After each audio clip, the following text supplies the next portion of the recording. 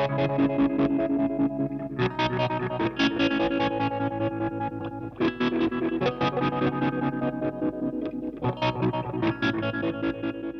everyone, been getting creative with guitar pedal enclosures lately and exploring a couple of options with painting the front of the enclosure, and just wanted to share some of my experience and what I perceive as pros and cons with the methods, and some tips, if I can give tips. I'm really not an expert at painting at all and have the artistic ability of a paperclip, but what I've actually done looks okay, and if I can paint something or draw something that looks okay, then you won't have a problem with it. It's quite rewarding to paint something on the enclosure, but I'll go into the pros and cons a bit later on, that obviously being one of the pros. So the two options are Posca pens, which look like these, and you've probably seen them before. You buy them from stationery shops, they're very available, hopefully they're available where you are. And the other one is using acrylic paints. These are model paints that miniature painters use. They paint miniatures like Warhammer and things like that. It's an acrylic set. This was $50, which sounds incredibly expensive for a bunch of paints, but they are very good. They are very good paints, which is the important part. And actually it only works out to be about $3 a bottle anyway. So, you know, for $3 a bottle for good quality paint, I don't think it's that expensive. But yeah, that's the two methods that I've been playing around with lately. So before we go into both of them and have a quick look at some of the pros and cons with each, I'll do I'll draw a little bit with those just so you can see how they draw. I just want to show you a couple of examples of what I've done up the back here. A few of the enclosures I've already painted.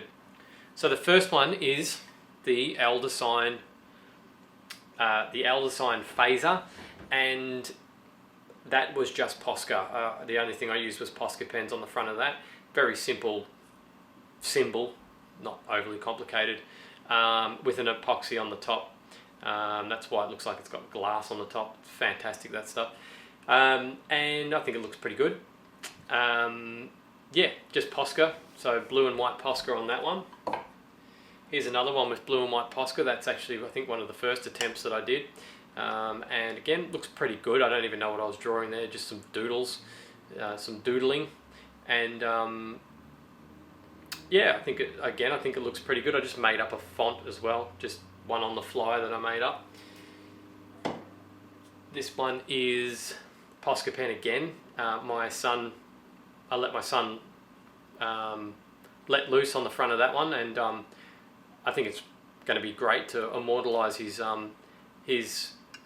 creativity on the front of a pedal. I couldn't think of anything I'd rather have on the front of a pedal than his drawing, something that will be immortalized for the rest of pretty much our lives on the front of that pedal. I think that's fantastic.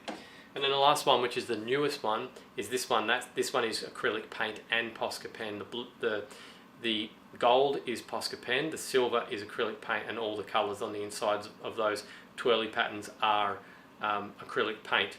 And it's just the one colour, red, which I've mixed black and white with, believe it or not, and a bit of gold in there as well. But yeah, I think that looks pretty good. You know, again, it's not a work of art, but I would be happy stomping on it. Let's put it that way. And like I said, I don't have, you know, for people who are artists watching this video, they probably would agree. I don't have the artistic. I'm not very artistic with. I don't have the experience painting and things like that. But I still managed to come up with something that looks pretty good. Definitely good enough for a guitar pedal to stomp on, as I said before. So a quick overview of Posca pens. They come in a number of different sizes, and I'm going to show you which size you should probably stick to, or which of the two sizes you should probably stick to for painting guitar pedal enclosures. We'll do that on a piece of paper down here now. So when you go to buy your Posca pens, you'll be confronted with a few options as far as the size of the pen goes, the size of the tip, and I've got 3 of the sizes here. So the first one is the blue one, which says, let me just get those in shot so you can see them all right next to each other. So you can see the sizes here, the bottom one being the smallest, 0.7 millimeter, and it says pin tip, and then 0.9 to 1.3 millimeter says bullet shaped, and then 1.8 to 2.5 millimeter says bullet shaped. And you can see the product code changes, PC1MR, etc. So they're the three types that you can get, and I'll show you the three types on a bit of paper, just how they draw differently from each other. So this is the smallest one with the pin type, obviously, and you can draw, if you're writing a label or something on a pedal, gain. And then this is the next size up, which is 0.9 to 1.3 millimeter, bullet shaped, gain. There's a bit of black in the I must have been mixing it, painting over the top of black. I can see a little bit of black in the red. You can clean that out pretty easily. Pretty much exactly the same, slightly harder with the red one, but much of a muchness really. And unfortunately, the only color I've got in this large size is white, so you're not going to actually be able to see this. I can barely see it, but it's a little bit chunkier. So I suppose you'd probably use that for if you needed to fill in large areas with the pen. You'd probably get these ones. But generally, I probably wouldn't bother with them, because that situation is not going to come up too often for a guitar pedal, because you only ever got the maximum size of about this big anyway.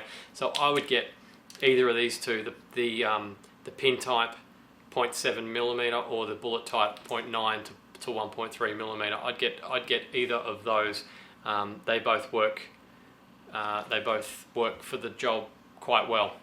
So the pros with Posca pens are they are easy to use. If you can draw, you can use a Posca pen.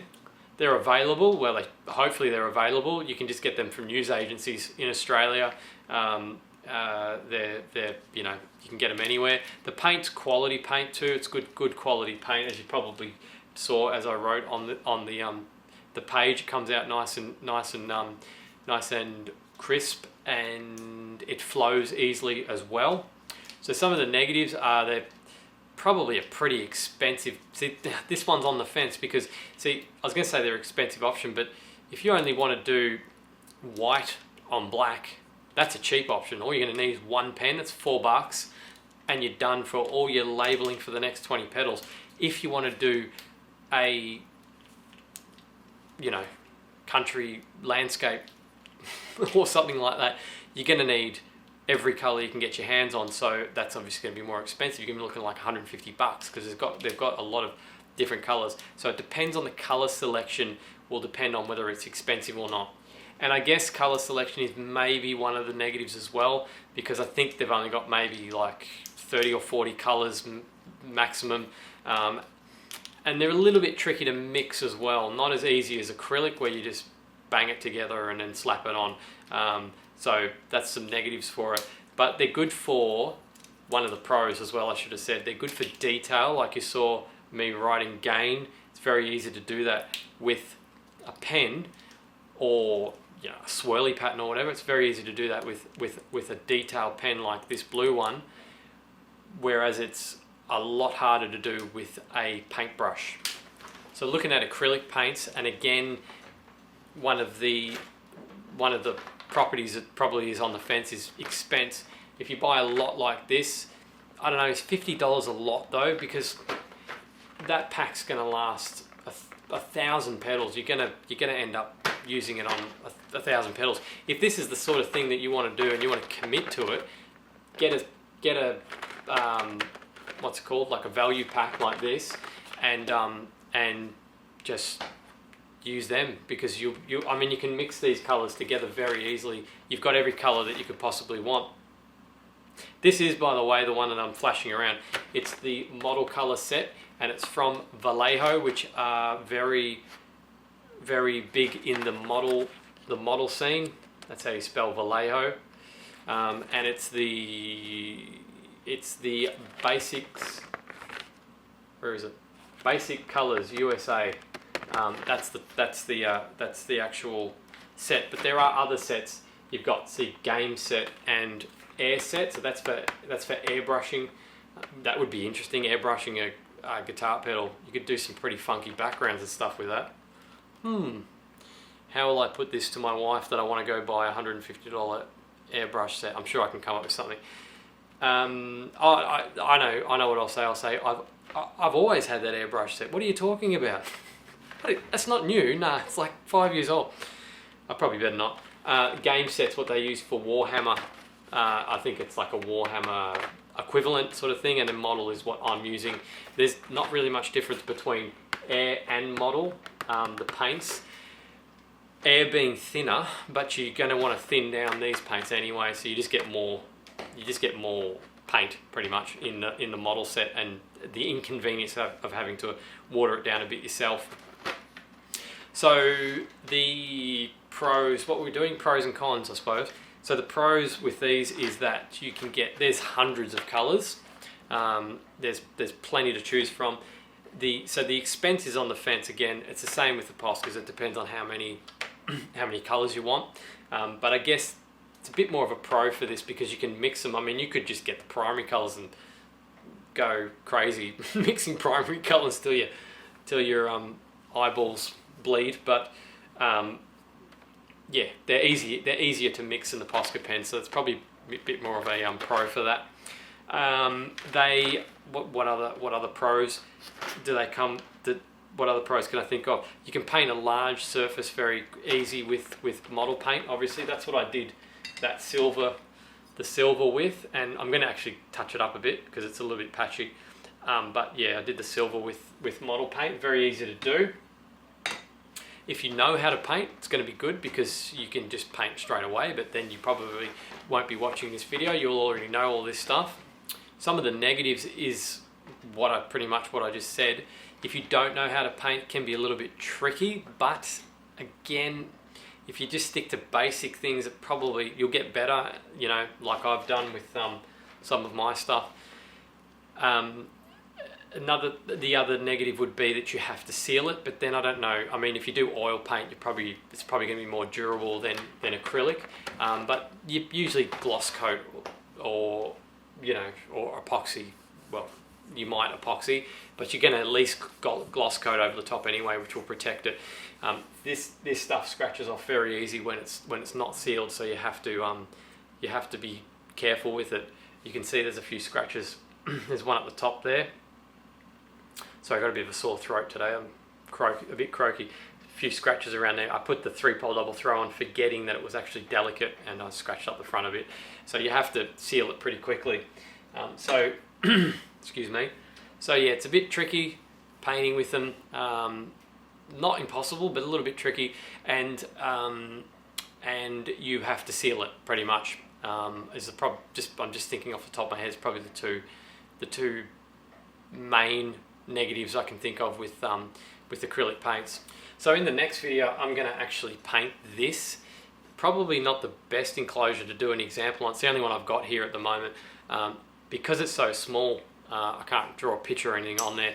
I'm just going to I might just label it and do maybe a basic. It's for my whipper clipper PCB, which is a blue clipper. Modified blue clipper, and I'll probably just do like maybe scissors, like clippers, scissors, clip. Very creative, and just something really basic on the front of it. And I'll probably use both the acrylic and the Poscas just so you can see how they go on, and just some, like again, someone with the artistic ability of a crustacean.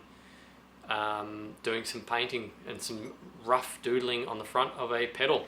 So I hope that you got something out of this video, just a basic rundown of some options, and in the next video we will actually be painting on it, so hopefully it'll be a bit more visually stimulating. But yeah, hope you got something out of this one at least, and give me a thumbs up if you like the video, and stay tuned for the next one. Thank you very much.